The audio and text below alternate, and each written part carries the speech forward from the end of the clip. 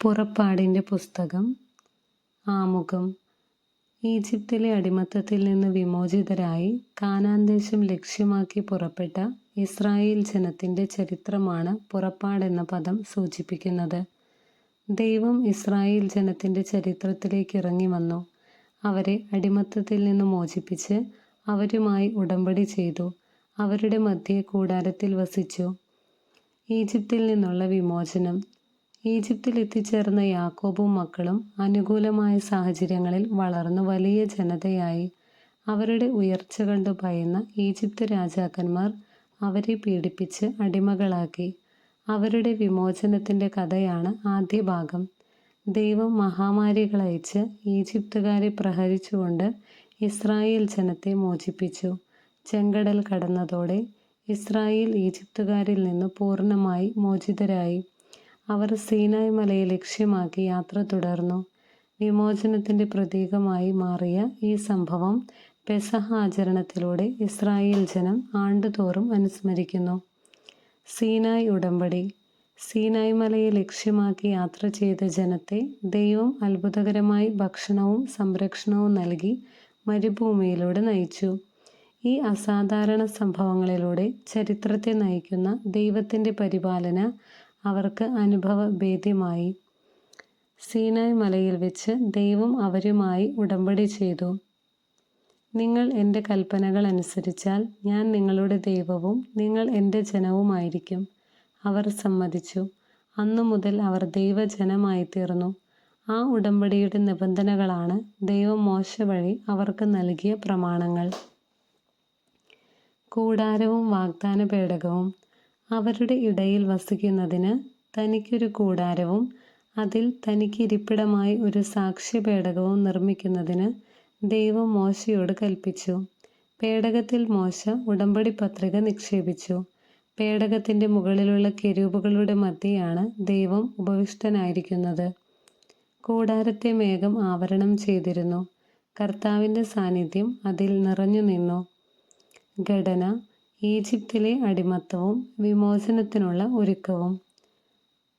അടിമത്തം, മോശയുടെ ബാല്യകാലവും തെരഞ്ഞെടുപ്പും, 10 മഹാമാരികൾ, പെസഹ ആചരണവും വിമോചനവും. സീനായ് മലയിലേക്കുള്ള യാത്ര. സീനായ് ഉടമ്പടി, കൂടാരവും ആരാധനാവിധികളും. അധ്യായം 1. ഈജിപ്തിലെ അടിമത്തം. യാക്കോബിനോടുകൂടെ കുടുംബസമേതം ഈജിപ്തിൽ വന്നു ചേർന്ന ഇസ്രായേൽ മക്കൾ ഇവരാണ്: Reuben, Simeon, Levi, Judah, Issachar, Zebulun, Benjamin, Dan, Naphtali, Gad, Asher. യാക്കോബിൻ്റെ സന്താനങ്ങൾ ആകെ 70 പേരായിരുന്നു. ജോസഫ് നേരത്തെ തന്നെ ഈജിപ്തിലെത്തിയിരുന്നു. ജോസഫും സഹോദരന്മാരും ആ തലമുറ മുഴുവനും മരിച്ചു. എന്നാൽ ഇസ്രായേലിൻ്റെ സന്താന പരമ്പര വർദ്ധിച്ച് വളരെയധികം ശക്തി പ്രാപിക്കുകയും രാജ്യം മുഴുവൻ വ്യാപിക്കുകയും ചെയ്തു. അങ്ങനെയിരിക്കെ ഒരു പുതിയ രാജാവ് ഈജിപ്തിൽ ഭരണാധികാരിയായി. അവന് ജോസഫിനെ പറ്റി അറിവില്ലായിരുന്നു. അവൻ തൻ്റെ ജനത്തോട് പറഞ്ഞു: നോക്കുവിൻ, ഇസ്രായേൽ ജനത്തിൻ്റെ എണ്ണവും ശക്തിയും നമ്മുടേതിനേക്കാൾ അധികമായി വരുന്നു.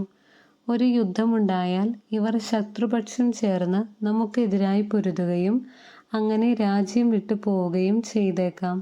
അതിനാൽ അവർ സംഖ്യയിൽ വർദ്ധിക്കാതിരിക്കാൻ നമുക്ക് അവരോട് തന്ത്രപൂർവം പെരുമാറാം. അനന്തരം അവരെ കഠിനാധ്വാനം കൊണ്ട് ഞെരുക്കാൻ ക്രൂരന്മാരായ മേൽനോട്ടക്കാരെ നിയമിച്ചു. അങ്ങനെ ഇസ്രായേൽക്കാർ ഫറവോയ്ക്ക് വേണ്ടി പിത്തോം, റംസേസ് എന്നീ സംഭരണ നഗരങ്ങൾ നിർമ്മിച്ചു. എന്നാൽ പീഡിപ്പിക്കുന്തോറും അവർ വർദ്ധിക്കുകയും വ്യാപിക്കുകയും ചെയ്തുകൊണ്ടിരുന്നു. ഈജിപ്തുകാർ ഇസ്രായേൽ മക്കളെ ഭയപ്പെട്ടു തുടങ്ങി. അവരെക്കൊണ്ട് നിർദ്ദയം അടിമവേല ചെയ്യിച്ചു.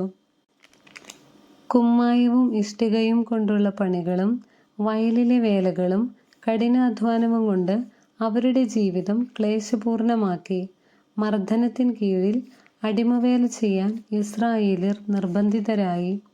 ഈജിപ്ത് രാജാവ് ഷിഫ്ര പൂവ എന്നു പേരായ 2 ഹെബ്രായ സൂതികർമ്മിണികളോട് പറഞ്ഞു: നിങ്ങൾ ഹെബ്രായ സ്ത്രീകൾക്ക് പ്രസവ ശുശ്രൂഷ നൽകുമ്പോൾ ശ്രദ്ധിക്കുവിൻ.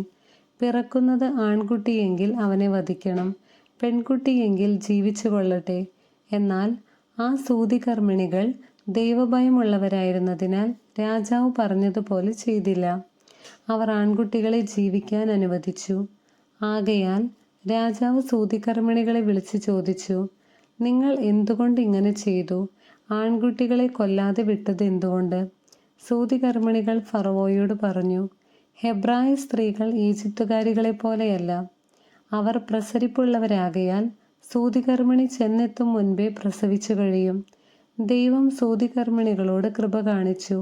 ജനം വർദ്ധിച്ച് പ്രബലരായിത്തീർന്നു. സൂതികർമ്മിണികൾ ദൈവഭയമുള്ളവരായിരുന്നതുകൊണ്ട് അവിടുന്ന് അവർക്ക് സന്താന പരമ്പരകളെ പ്രദാനം ചെയ്തു. അപ്പോൾ ഫറവോ പ്രജകളോട് കൽപ്പിച്ചു, ഹെബ്രായർക്കു ജനിക്കുന്ന ആൺകുട്ടികളെയെല്ലാം നൈൽ നദിയിൽ എറിഞ്ഞു കളയുവിൻ, പെൺകുട്ടികൾ ജീവിച്ചു കൊള്ളട്ടെ. അധ്യായം 2. മോശ ജനിക്കുന്നു. അക്കാലത്ത് ലേവി ഗോത്രത്തിൽപ്പെട്ട ഒരാൾ തൻ്റെ തന്നെ ഗോത്രത്തിൽപ്പെട്ട ഒരു സ്ത്രീയെ വിവാഹം ചെയ്തു. അവൾ ഗർഭം ധരിച്ച് ഒരു പുത്രനെ പ്രസവിച്ചു. ശിശു കോമളനായിരുന്നതിനാൽ അവൾ അവനെ 3 മാസം രഹസ്യമായി വളർത്തി. അവനെ തുടർന്നും രഹസ്യത്തിൽ വളർത്തുക ദുഷ്കരമായി തീർന്നപ്പോൾ അവൾ ഞാങ്ങണ കൊണ്ട് നെയ്ത് കളിമണ്ണും താറും പൂശിയ ഒരു പേടകത്തിൽ അവനെ കിടത്തി. നദീതീരത്തുള്ള ഞാങ്ങണ ചെടികളുടെ ഇടയിൽ പേടകം കൊണ്ടുചെന്ന് വെച്ചു. അവന് എന്ത് സംഭവിക്കുമെന്ന് ഉറ്റുനോക്കിക്കൊണ്ട് അവൻ്റെ സഹോദരി കുറെ അകലെ കാത്തുനിന്നിരുന്നു. അപ്പോൾ ഫറവോയുടെ പുത്രി വന്ന് കുളിക്കാൻ നദിയിലേക്കിറങ്ങി. അവളുടെ തോഴിമാർ നദീതീരത്തിലൂടെ നടക്കുകയായിരുന്നു. രാജകുമാരി ഞാങ്ങണച്ചെടികളുടെ ഇടയിൽ ആ പേടകം കണ്ടു. ഒരു ദാസിയെ അയച്ച് അവൾ അതെടുപ്പിച്ചു. തുറന്നു നോക്കിയപ്പോൾ അവൾ ശിശുവിനെ കണ്ടു. അവൻ കരയുകയായിരുന്നു. അവൾക്ക് അവനോട് അനുകമ്പ തോന്നി. ഇതൊരു ഹെബ്രായ ശിശുവാണെന്ന് അവൾ പറഞ്ഞു. അപ്പോൾ അവൻ്റെ സഹോദരി ഫറവോയുടെ പുത്രിയോട് ചോദിച്ചു, നിനക്കു വേണ്ടി ഈ കുട്ടിയെ മുലയൂട്ടി വളർത്തുന്നതിന് ഒരു ഹെബ്രായ സ്ത്രീയെ ഞാൻ വിളിച്ചുകൊണ്ട് വരട്ടെയോ? ഫറവോയുടെ പുത്രി അവളോട് പറഞ്ഞു, അങ്ങനെയാവട്ടെ. അവൾ പോയി ശിശുവിൻ്റെ അമ്മയെ വിളിച്ചുകൊണ്ടുവന്നു. ഫറവോയുടെ പുത്രി അവളോട് പറഞ്ഞു, ഈ ശിശുവിനെ കൊണ്ടുപോയി എനിക്ക് വേണ്ടി മുലയൂട്ടി വളർത്തുക. ഞാൻ നിനക്ക് ശമ്പളം തന്നുകൊള്ളാം. അവൾ ശിശുവിനെ കൊണ്ടുപോയി വളർത്തി. ശിശു വളർന്നപ്പോൾ അവൾ അവനെ ഫറവോയുടെ പുത്രിയുടെ അടുക്കൽ കൊണ്ടുചെന്നു. അവൾ അവനെ പുത്രനായി സ്വീകരിച്ചു. ഞാൻ അവനെ വെള്ളത്തിൽ നിന്നെടുത്തു എന്ന് പറഞ്ഞുകൊണ്ട് അവൾ അവന് മോശ എന്നു പേരിട്ടു. മോശ ഒളിച്ചോടുന്നു. പ്രായപൂർത്തിയായതിനു ശേഷം മോശ ഒരിക്കൽ തൻ്റെ സഹോദരരെ സന്ദർശിക്കാൻ പോയി. അവൻ അവരുടെ കഠിനാധ്വാനം നേരിൽ കണ്ടു. തത്സമയം സ്വജനത്തിൽപ്പെട്ടൊരു ഹെബ്രായനെ ഒരു ഈജിപ്തുകാരൻ പ്രഹരിക്കുന്നത് കണ്ടു. അവൻ ചുറ്റും നോക്കി. ആരുമില്ലെന്ന് കണ്ടപ്പോൾ ആ ഈജിപ്തുകാരനെ കൊന്ന് മണലിൽ മറവു ചെയ്തു. അടുത്ത ദിവസം അവൻ ചുറ്റി സഞ്ചരിക്കുമ്പോൾ 2 ഹെബ്രായർ തമ്മിൽ ശണ്ട കൂടുന്നത് കണ്ടു. തെറ്റു ചെയ്തവനോട് അവൻ ചോദിച്ചു, നീ എന്തിനാണ് കൂട്ടുകാരനെ അടിക്കുന്നത്? അപ്പോൾ അവൻ ചോദിച്ചു, ആരാണ് നിന്നെ ഞങ്ങളുടെ മേലധികാരിയും ന്യായാധിപനുമായി നിയമിച്ചത്? ഈജിപ്തുകാരനെ കൊന്നതുപോലെ എന്നെയും കൊല്ലാനാണോ നീ ഉദ്ദേശിക്കുന്നത്? മോശ ഭയപ്പെട്ടു. ആ സംഭവം പരസ്യമായെന്ന് അവൻ വിചാരിച്ചു. ഫറവോ ഈ കാര്യം കേട്ടപ്പോൾ മോശയെ വധിക്കാൻ ഉദ്യമിച്ചു. പക്ഷേ മോശ ഫറവോയുടെ പിടിയിൽപ്പെടാതെ ഒളിച്ചോടി മിദിയാൻ നാട്ടിലെത്തി. അവിടെ ഒരു കിണറിന് സമീപം ഇരുന്നു. മിദിയാനിലെ പുരോഹിതന് 7 പെൺമക്കളുണ്ടായിരുന്നു. അവർ പിതാവിൻ്റെ ആടുകൾക്ക് കുടിക്കാൻ തൊട്ടികളിൽ വെള്ളം കോരി നിറച്ചു. അപ്പോൾ ചില ആട്ടിടയന്മാർ വന്ന് അവരെ ഓടിച്ചു. എന്നാൽ മോശ ആ പെൺകുട്ടികളുടെ സഹായത്തിനെത്തുകയും അവരുടെ ആടുകൾക്ക് വെള്ളം കൊടുക്കുകയും ചെയ്തു. അവർ പിതാവായ റവുവേലിൻ്റെ അടുക്കൽ മടങ്ങിച്ചെന്നപ്പോൾ അവൻ ചോദിച്ചു, നിങ്ങൾ ഇന്ന് നേരത്തെ തിരിച്ചെത്തിയതെങ്ങനെ?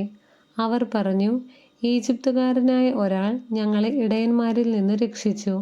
അവൻ ഞങ്ങൾക്ക് വേണ്ടി വെള്ളം കോരി ആടുകൾക്ക് കുടിക്കാൻ കൊടുക്കുക പോലും ചെയ്തു. റവുവേൽ ചോദിച്ചു, അവൻ എവിടെ? നിങ്ങൾ എന്തുകൊണ്ട് ആ മനുഷ്യനെ വിട്ടിട്ട് പോന്നു? അവനെ ഭക്ഷണത്തിനു ക്ഷണിക്കുവിൻ. അങ്ങനെ മോശ അവനോടൊപ്പം താമസിക്കാൻ തീരുമാനിച്ചു. അവൻ തൻ്റെ മകൾ സിപ്പോറയെ മോശയ്ക്ക് ഭാര്യയായി കൊടുത്തു. അവൾ ഒരു പുത്രനെ പ്രസവിച്ചു. ഞാൻ പ്രവാസിയായി കഴിയുന്നു എന്ന് പറഞ്ഞ് മോശ അവന് ഗർശോം എന്നു പേരിട്ടു. കുറേ കാലം കഴിഞ്ഞ് ഈജിപ്തിലെ രാജാവ് മരിച്ചു. അടിമകളായി കഴിഞ്ഞിരുന്ന ഇസ്രായേൽ മക്കൾ നെടുവീർപ്പിട്ട് നിലവിളിച്ചു. അവരുടെ നിലവിളി ദൈവസന്നിധിയിലെത്തി.